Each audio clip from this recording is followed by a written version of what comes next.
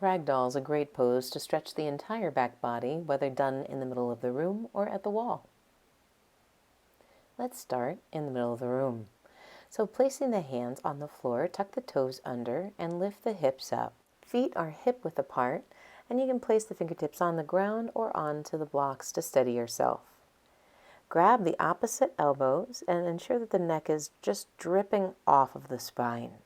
Now, if you have straighter legs, ensure that the back of the knees are not hyperextending. Always just keep a slight micro bend in the knee with active thighs.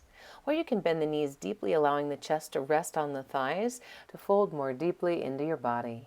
While you're sustaining this pose, visualize the breath on the inhale traveling from the heels up the back of the legs to the hips, and on the exhale cascading down the spine to the head to the floor.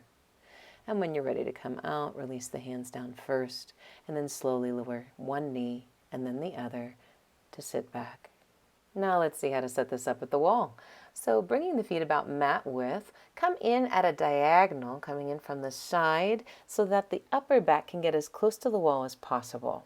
We want to feel as though if the wall were not there, we'd fall over backwards. So we want to have the weight leaning into the wall. If you're not feeling that, bring your feet a little further away from the wall. Arms are relaxed underneath and the head is just dripping off the spine. When you're ready to come out, take your time and slowly walk the hands up the wall. When you arrive to stand, especially if you have lower blood pressure, put the forehead on the wall just for a moment or two, and then bring the feet together. Now let's see this flipped around. So this is a little easier version. We're going to step the feet a little wider than hip width, and the hips are leaning into the wall, so much so that if the wall weren't there, we'd fall backwards. We'll simply fold over the body and grab opposite elbows, or you can allow the arms just to rest. After you're down for some time, slowly roll up one vertebrae at a time, leaning into the wall until the head comes all the way back to the wall.